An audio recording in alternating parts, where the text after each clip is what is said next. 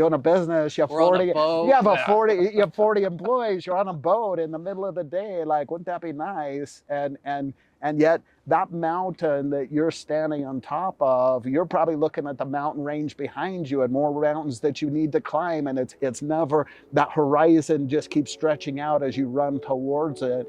And realizing that, like, being on top of that mountain is lonely sometimes, and it's still hard. It's still hard.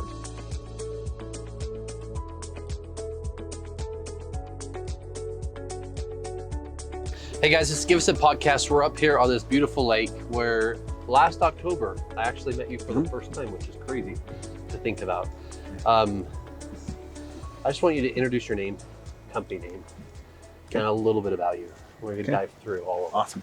Awesome. I'm Mike Kunzler, and our company is Orizon Wealth Management. My wife and I started that about 30 years ago. We've been together like forever. There's not a time where I remember a lot about life without Jennifer. We celebrated 30 years last month. Freaking amazing. So pretty cool. Yeah, she's your inspiration. Yeah, for sure. Yeah. That's Didn't think I'd start that way. That's all right. What a That's baby. all right. That's what's amazing about being here is it's real, right? Yeah. And, I know that early on. I mean, I know that you guys met in the middle of Idaho, where Norland, I believe is what it's called, right? That's right. That's right. Walk us through growing up, because I know early on, your dad lost the farm. You grew up with seven. There's seven of you, right? Yeah. And nothing but hard work. Yeah. What was that like? You wake up in the morning and there's a purpose. The purpose is for the greater good of the family. It's not like, why do I have to do this, or why do they get to do some different job? It's you wake up and you go to work, and the whole family kind of gels together. Those farming communities, they produce some amazing humans because you have such reliance on the land to provide everything, and you have such reliance on each other. And you're one of seven, so you were, I don't want to say the baby, but you were the youngest, right? I was the youngest. And you jumped in just as if you were as old as your oldest sibling, right? So you didn't know, you knew hard work. It's just like water. If you ask a fish how the water is, they'd say, "What's water?" Yeah. What's a life of leisure? I was very unfamiliar with that. Even today, I have a tough time taking vacation because it feels a little indulgent, that I could be giving back more by the work that we do. Yeah. You know? And I know that your mom and dad raised everyone on the farm. Your dad, unfortunately, if crops don't grow and things don't work out, there's no money, right? Mm-hmm. And what was it? I mean, how does that relate to business today? Watching that happen, and almost being forced to move, right? Yeah. I was in fourth grade, 1984. The price of milk had been low for a few years, and they lost that farm, and I watched it, how it affected my dad. I felt like he lost his soul when we lost the farm, and I just never wanted that feeling of hopelessness. I never wanted that for my kids, and I never wanted that for him. And I know that your dad jumped in and started working for the state, right? Yeah. And your mom then would take raising kids, which is a whole job by itself. Yeah. Then she would work on top of that, right? Yeah. So, and you started selling candy bars. You'd go find whatever you could to buy it, and then you'd try and go sell it to then make money to help support your family. Yeah. Tell us what the experience was with when you wanted to buy your first pair of Nikes. The farms are very, the equipment is sensitive to the amount of rocks in the soil, and a big rock can really ruin a very expensive piece of equipment. And back in the day, it was hand labor. You would pick up those rocks, and you would literally like get them out of the fields. And so I spent an entire spring break working to get that first pair of Nikes. First one pair of Nikes. Just so I could be cool, like all the other cool kids.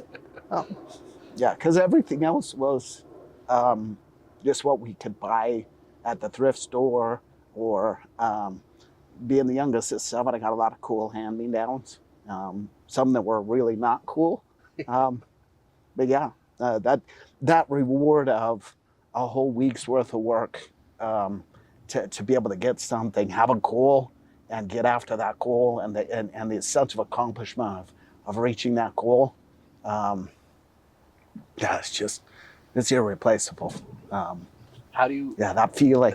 How do you teach that to your children today? Yeah. I wish I did a better job. I wish I had a farm. My oldest 4 are over 20. I've got one who's 16, and I think the best I've been able to do is just model the risk reward and how that feels to have a worthy cause, to be actively involved in moving forward a business and moving forward. That's one thing my kids will say a lot about me, and it's all true. But hopefully they would also notice that the value of hard work and integrity, and what that can do over a sustained period of time. Put enough effort in, pushing that rock up the hill, as the famous philosopher talks about. That person. I don't even know the full story or the names involved, but pushing a rock up a hill. That was their life's purpose, is push a rock up a hill, and just to be involved in something that's meaningful over a sustained period of time. Just the person I have become I've never not known that value of hard work and integrity, giving back, collaborating with others, for the greater good. And I'm familiar with the state of Idaho. I mean, I didn't know where Norland was, right? Okay. You have to look it up on a map. Yeah. Rupert or Right. Burley are the bigger towns, but they're 20, 30 minutes away. Yeah. Yeah. And with that said, your wife, Jennifer, who's also amazing, Yep. she grew up on a farm the same way, right? Mhm. And I mean, you both, I think it was 6 or 8 and 10 years old is when you guys knew each other, right? Yeah. And Yeah. Yeah, I mean, it's crazy to realize the lifespan that you guys, of how much time you've actually been close, Yeah. right? And I asked this question for business, but also in life.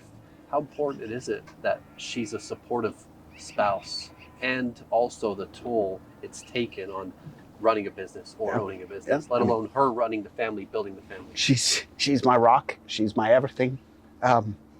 She inspires me to be a better person than I am, and I can always tell when I'm not living up to that, and it's a good reminder. I come home, and my goal is to always make her proud, and to be worthy of her affection, and be worthy of that effort she puts into making everything run. And that's the thing about being an entrepreneur, is it takes a toll On both sides. On both sides. Yeah. Yeah. And it's taking a toll on her. yeah. And I appreciate the vulnerability of that, because my goddess, my wife, owns a business too, actually too, and it's hard, right? Let alone time that we want to take and spend with family, or time that you have to spend with the business or with the team or with the clients in some ways. So what do you tell someone jumping in today? Yeah. What do you tell them? I have great empathy for the entrepreneur, and anyone who cares for or loves or supports or works with an entrepreneur. It's not an easy journey. It's a worthwhile journey, but it's not an easy journey.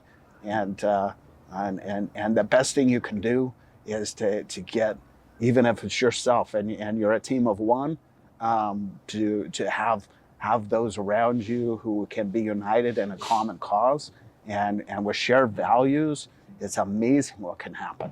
And I give credit to my team and my family for always believing and trusting the vision of what's possible when we all get together and we're united in a common goal and we work at it. Yeah. So don't give up and find that support system. And if you don't have it, be that support system. Yeah. Or put yourself in rooms that may be uncomfortable, but put yourself there that allows you to grow. Something I found awesome with you guys is Jennifer was she was literally about to give birth, but she was going through like to get her degree, right? Yeah. She started into labor as she was finishing her last final for her bachelor's degree. So that's just the type of tough farm girl she is, and that never quit attitude. Yeah. She's so great. And yeah, I mean, you have five daughters, and you're. I mean, what do you tell someone that's raising a family that's running a business today? Yeah. Get those kids. If find their interests. Be interested in what they're interested in. And don't follow my example. Those of you who might be watching this who know me, like I'm not the model of how to strike that perfect balance. You could be better than me as far as time spent with family versus time spent with the business. And I can't say that I always put my priorities right. That Jen picked up the slack where I left off, and so maybe do better that way as far as balancing that and just staying interested in what your kids are interested in, and supporting whatever their passions are. Sophie's getting her youngest is getting a better dad than Katie did, and I'm sorry for that, for her and her older sisters. Yeah, that's the gift, right? I mean, there's a gift there. Yeah. Because there's no parent book that tells you how to do perfect. Our parents didn't do it perfect, right?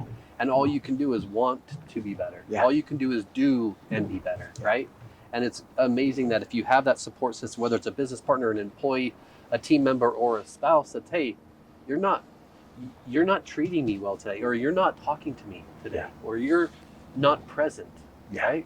Yeah. And that's where it's those hard conversations that can be hard for businesses or business owners during that relationship time. Yeah, for sure. Yeah. I know that you and her both got the degree in finance, or accounting, let's say, right? Mm-hmm. Why go that route? I always wanted to work for myself. I watched what happened to my dad as he went from being self-employed to working for someone else. And just his motivation, his desire, his inspiration kind of went down to nothing, and he was just existing.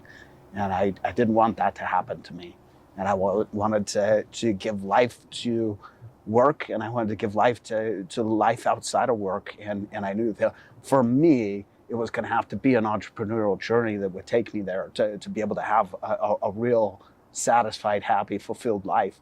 And so I didn't know what I was going to do, just that I was going to do. And so in the meantime, I filled that space as I was making plans with a degree. And then I went on and got my master's degree just to fill that space. And in that time period, the opportunity presented itself to, go down that entrepreneurial route.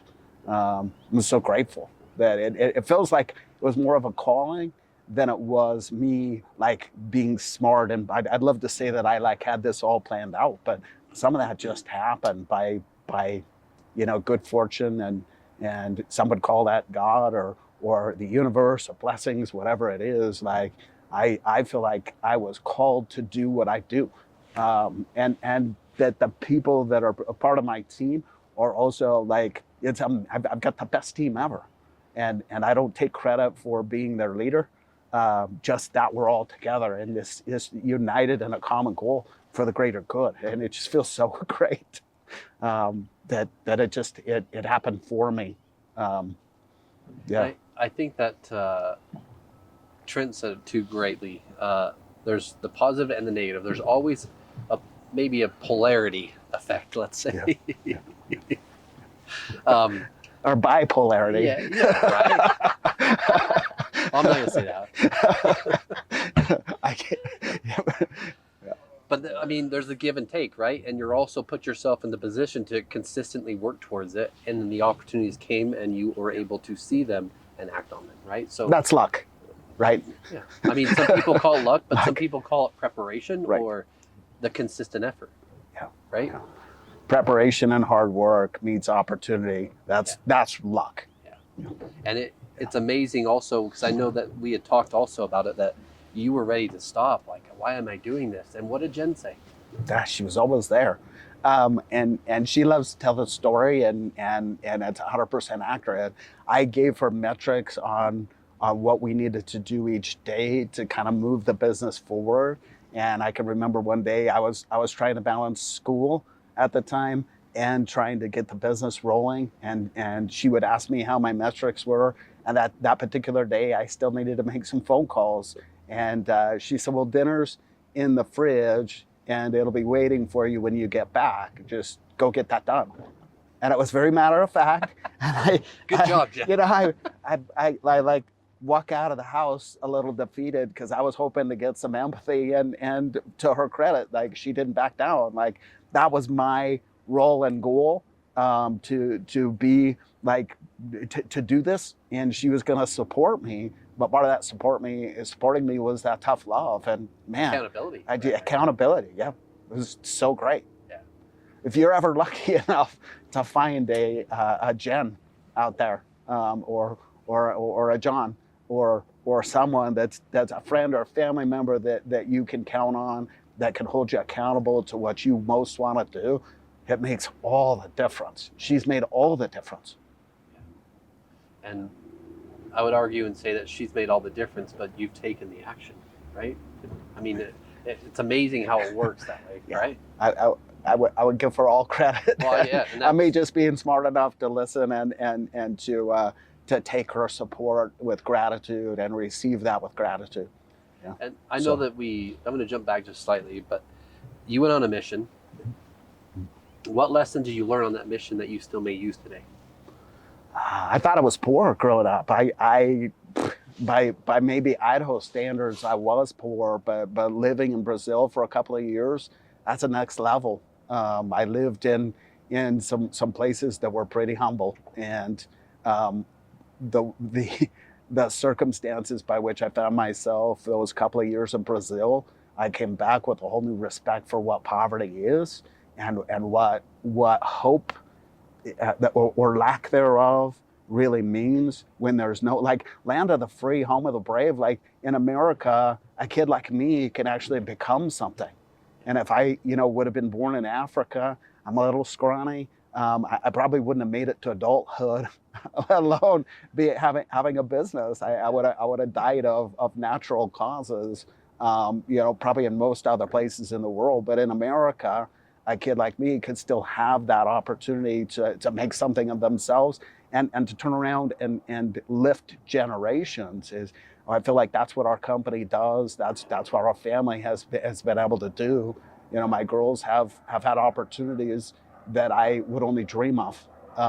Just one generation, what you can do in America and changing that trajectory. So coming back to your question about somebody getting started with a business, or maybe they're 18, 20 years old, wondering how this is all going to work out. Well, whatever it is that you want to do, I believe that it's possible.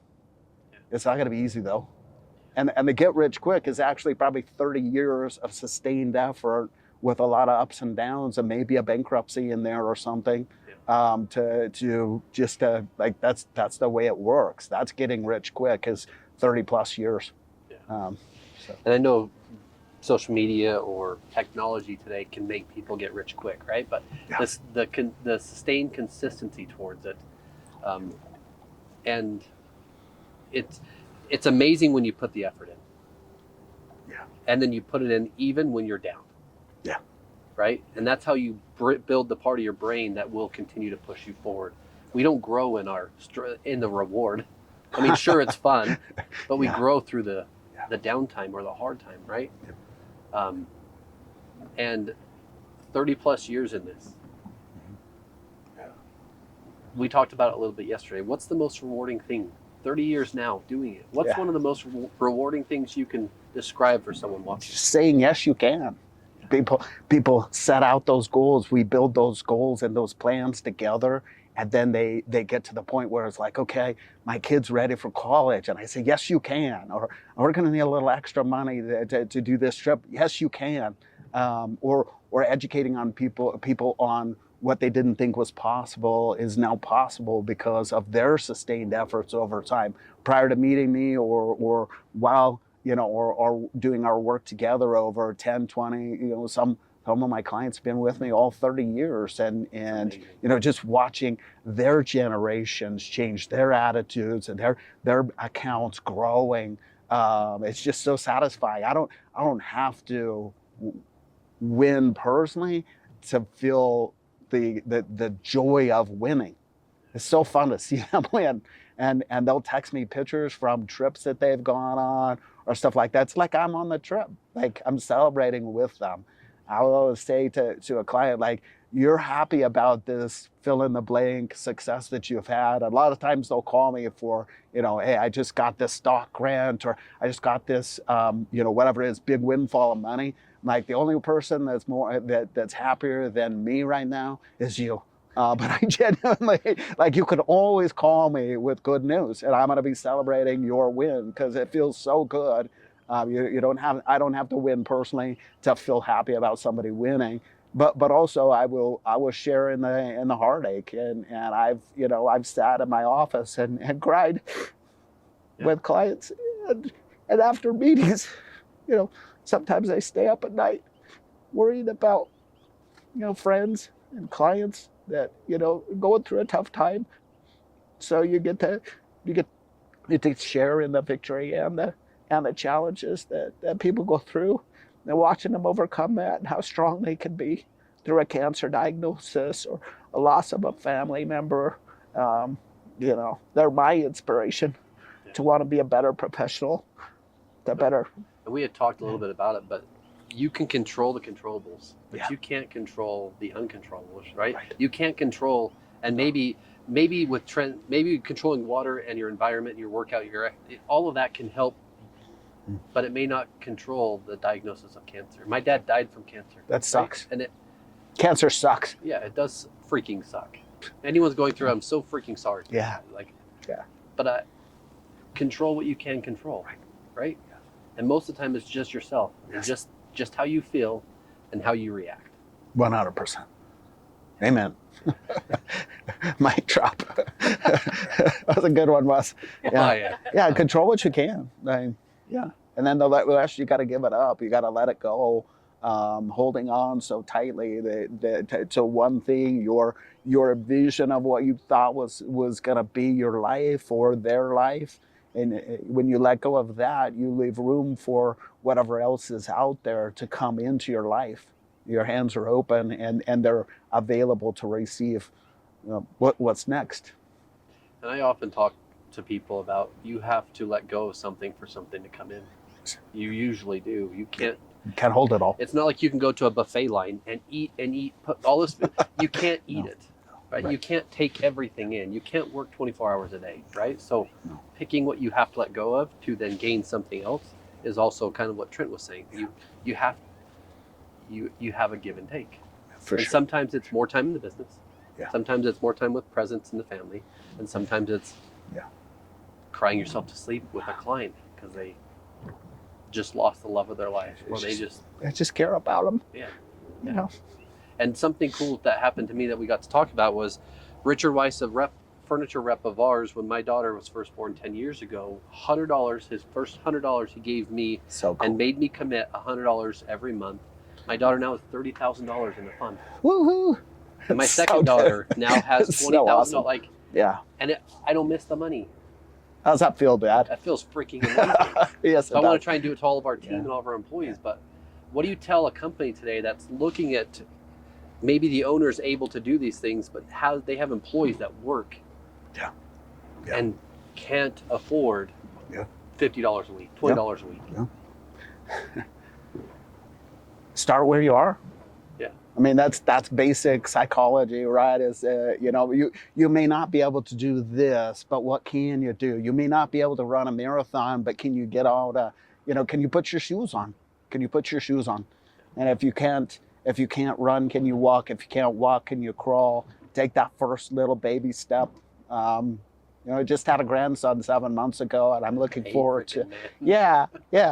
I'm looking forward to seeing him take those first steps, as I am looking forward to, helping business owners like that help their employees. Start with that first $5 a paycheck. Can you do without a Monster drink once every 2 weeks, and then you got yourself $10 a month going into a little something for your future.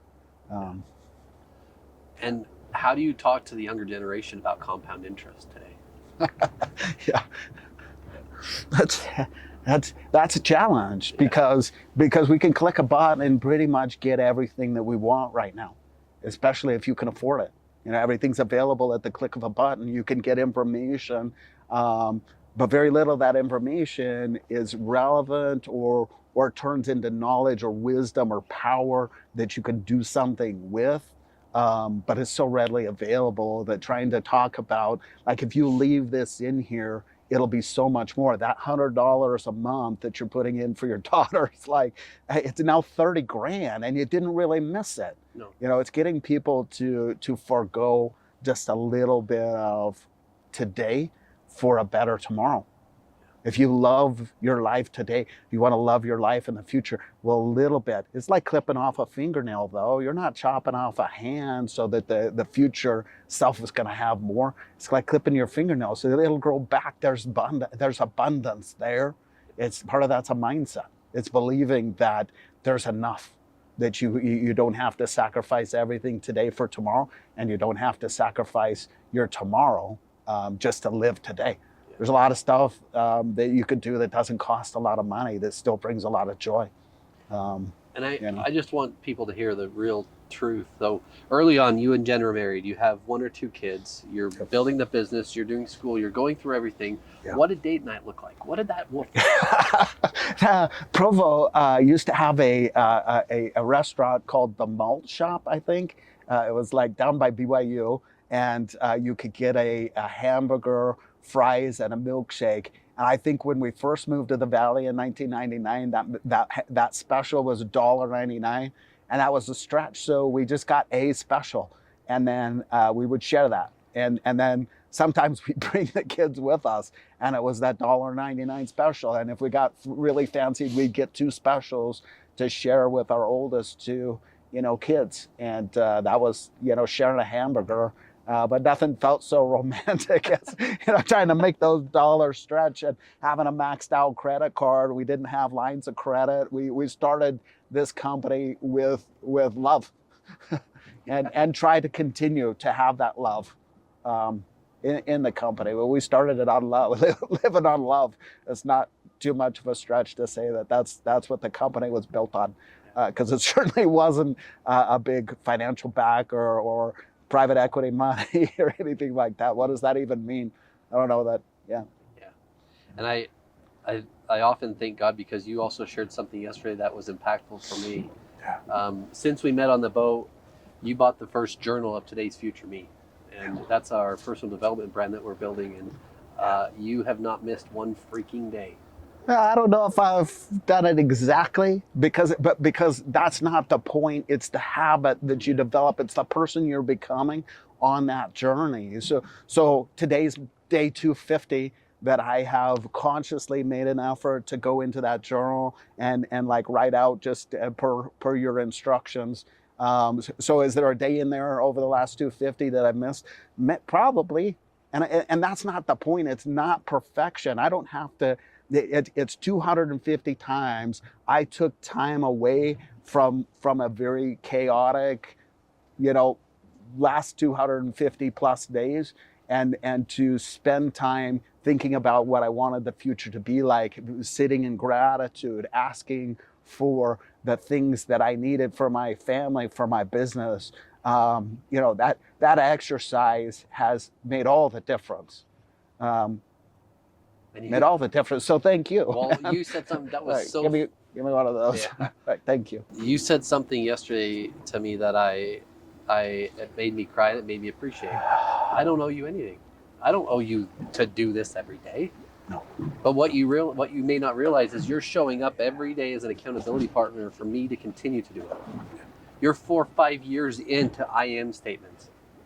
Yeah. And I said to you, I'm 1,002 days in today. 1,002 days, not Solid, missed one. It's amazing. That's But amazing.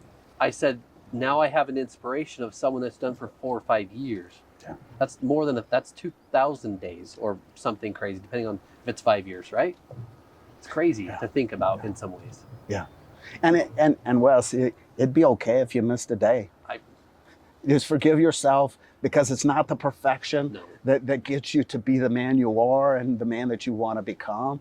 It's knowing that you're making progress. And when you stumble and you miss a day, you don't start from zero. I'd keep going on this 1,003, 1,004, however many days you've done it, man.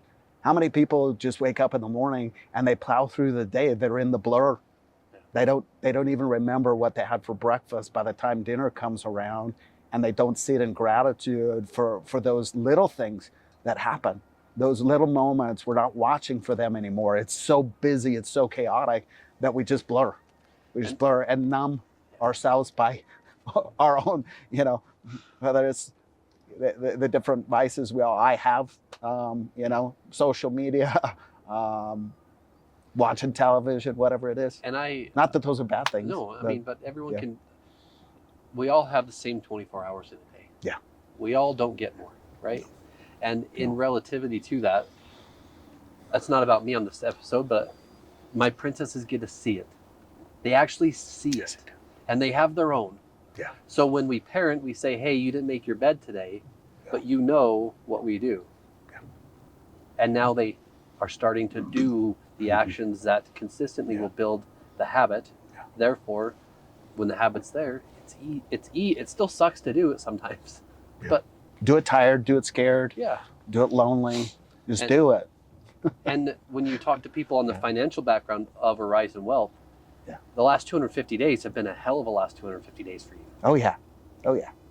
And building an amazing freaking office out. Yeah. And coming into your office and talking, you're in a meeting, talking to your employees and the love they have for you, you can't buy that.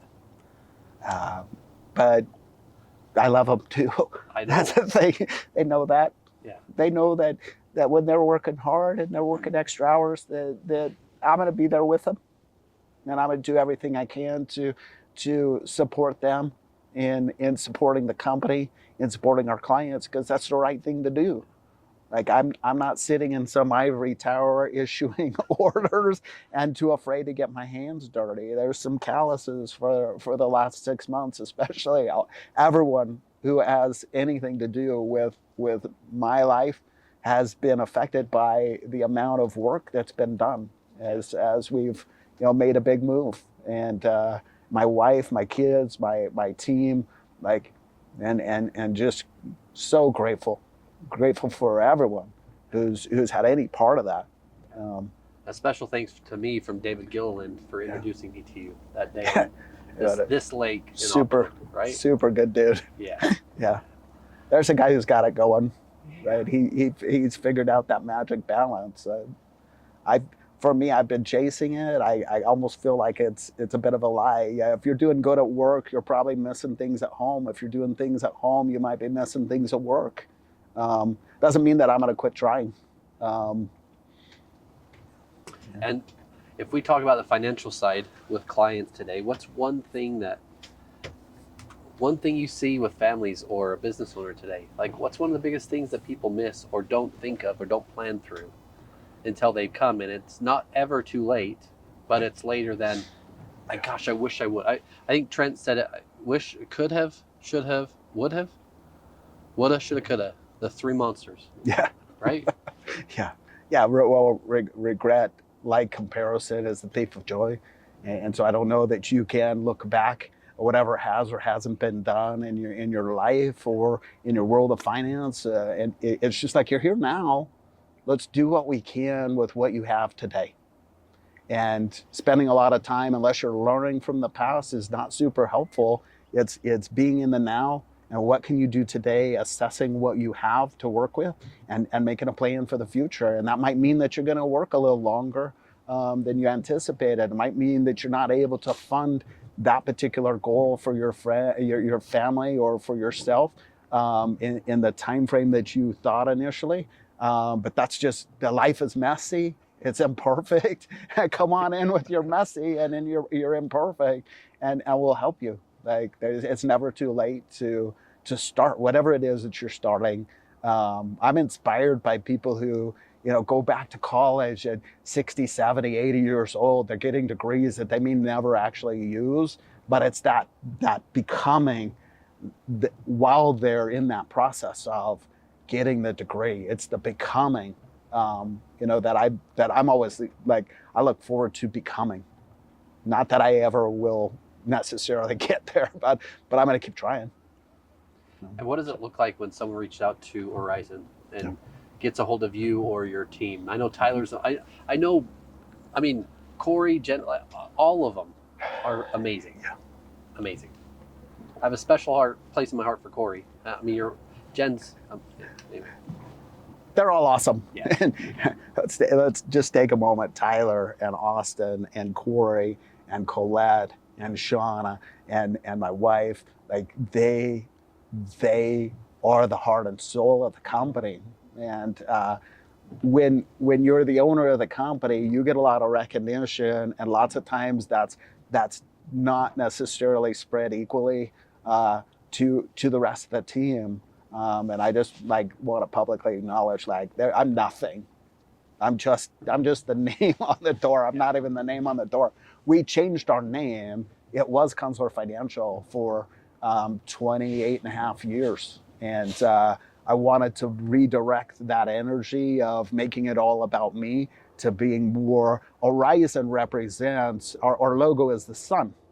And so when I think about the sun and the light that it gives and the impact that light gives out to the world, that's what I want our organization to be viewed as, like a beacon on the top, like a sun coming up, a sunrise, or looking at a day on the farm when we'd worked all day and watching that sun go down, knowing there's still work to be done, but just being so grateful for the light of the sun, the warmth of that sun, the hope that it gave to the crops that we were trying to nurture. That's the logo, that's the ethos of Orizon Wealth. It's not about me.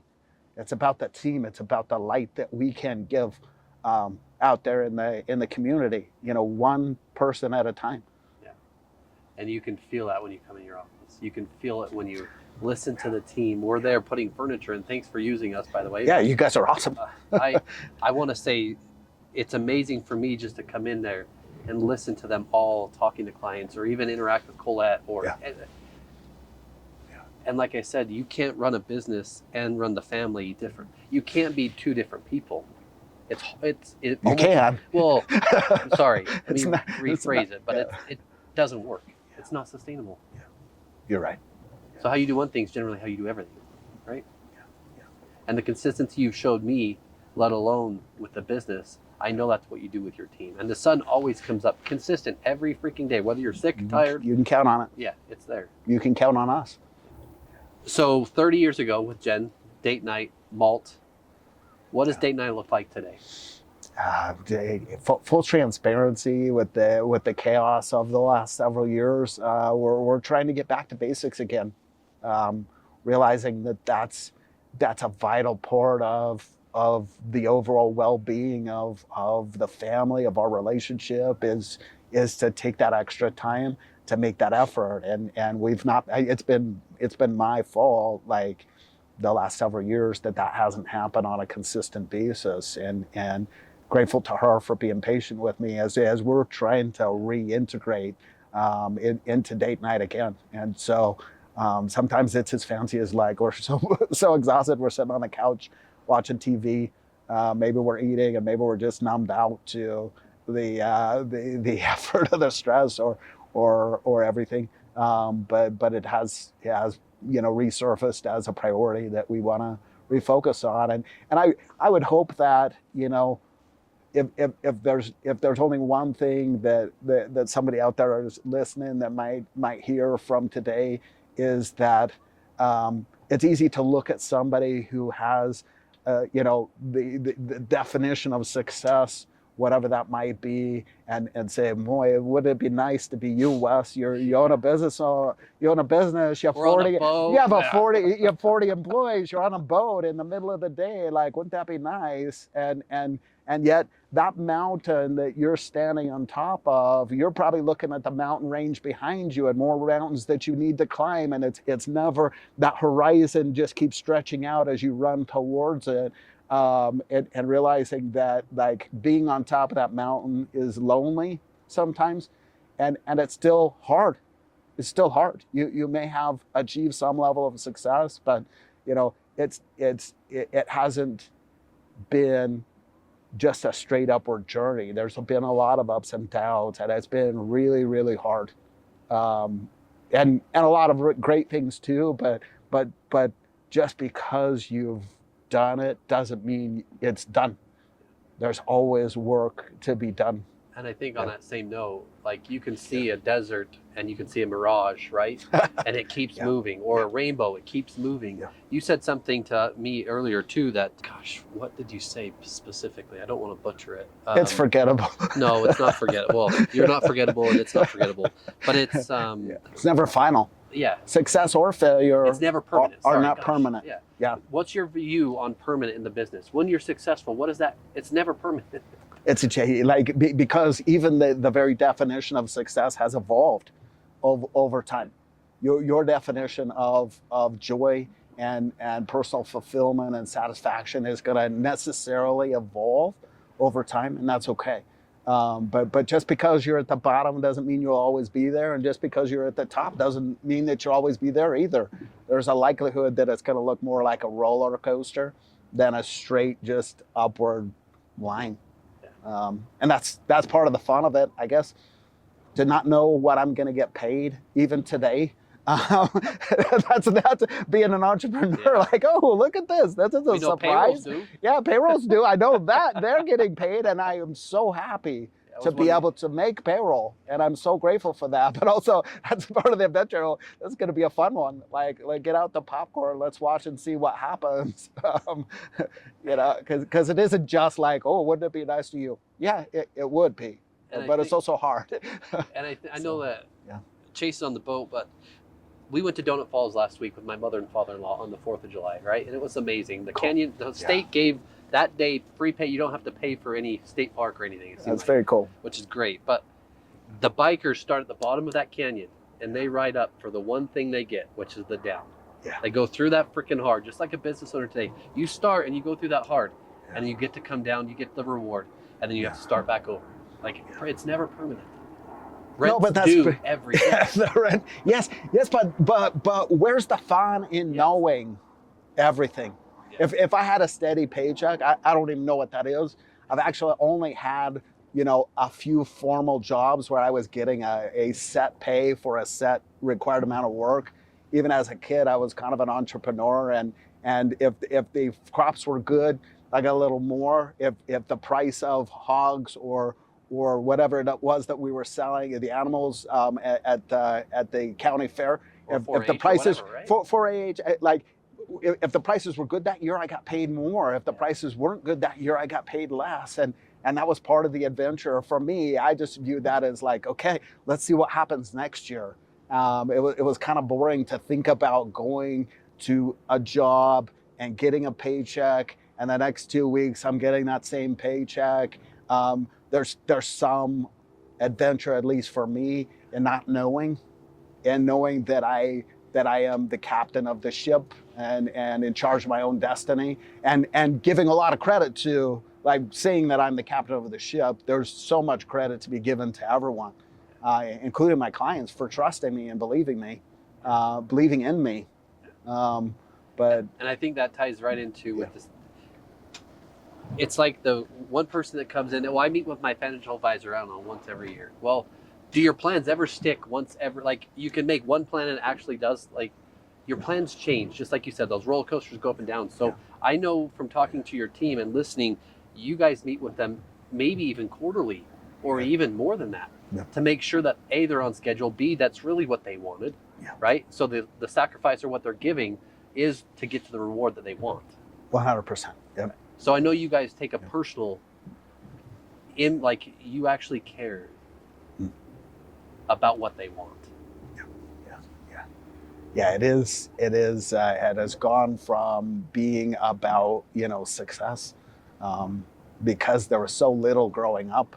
I wanted to be successful, and I chased those definitions the way that they would be defined. And my definition of success is now more about significance. It's making an impact to the lives of the team members, that trust me with their family's financial future, the clients that trust me with their financial future. Seeing them successful means I'm successful, and however they want to define that.